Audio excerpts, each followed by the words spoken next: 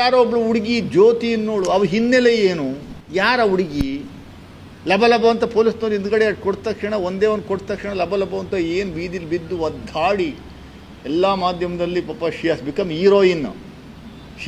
Heroine. ಇನ್ನು ದೊಡ್ಡ ಮಟ್ಟದಲ್ಲಿ ವೈಸ್ ಪ್ರೆಸಿಡೆಂಟ್ ಪೋಸ್ಟಿಗೂ ತಗೊಂಡೋಗಿ ನಿಲ್ಲಿಸುವಂಥ ಕೆಲಸವನ್ನು ಮಾಡ್ತಿದ್ದಿದ್ರೋ ಏನೋ. ಅವಳದು ಹಿನ್ನೆಲೆ ಅವಳು ಫೇಸ್ಬುಕ್ಕಲ್ಲಿ ಹಾಕ್ಕೊಂಡಿದ್ಲಲ್ಲ, ಅವಳು ಕತೆ ಇನ್ಸ್ಟಾಗ್ರಾಮಲ್ಲಿ ಅವಳು ಕತೆ ಏನು ಅಂತ ಹಾಕ್ಕೊಂಡಿದ್ಲಲ್ಲ, ಬೈಕ್ಕೊಂಡು ಹೋಗ್ತಾವಳಲ್ಲ ಅಲ್ಲಿ ಸ್ಟ್ರೈಕಲ್ಲಿ. ಇವರು ಹಿಂದೂಗಳೆಲ್ಲ ಒಳ್ಳೆ ಮಕ್ಕಳು, ಮುಸ್ಲಿಮ್ಸ್ ಮಕ್ಕಳು ಅಂತ ಬೈಕೊಂಡು ಹೋಗ್ತಾಳಲ್ಲ ಇವಳು ಅಮ್ಮ. ಅದು ಇದರಲ್ಲಿ ವಿಡಿಯೋ ಮಾಡಿ ಚಿತ್ರಣ, ಅದು ಮುಸ್ಲಿಂ ಜಾಗಕ್ಕೆ ಹೋಗಿ ಮುಸ್ಲಿಮ್ಸ್ ಎಲ್ಲ ಮಕ್ಕಳು ಅಂತ ಅಂದ್ರೆ ಅದನ್ನೇ ರಿವರ್ಸಾಗಿ ಮಾತಾಡಿದ್ರೆ ನಾವು ಹಿಂದೂಗಳು ಸುಮ್ಮನೆ ಇರ್ತಿದ್ವಾ ಹಿಂದೂಗಳು? ಅದೇನಾದರೂ ಉಲ್ಟಾ ಮಾತಾಡಿದ್ದಿದ್ರೆ ದಯಮಾಡಿ ಹೇಳಿ. ಅವಳು ನೈಟ್ ಲೈಫ್ ಏನು, ಅವಳೇ ಹಾಕ್ಕೊಂಡವಳೆ.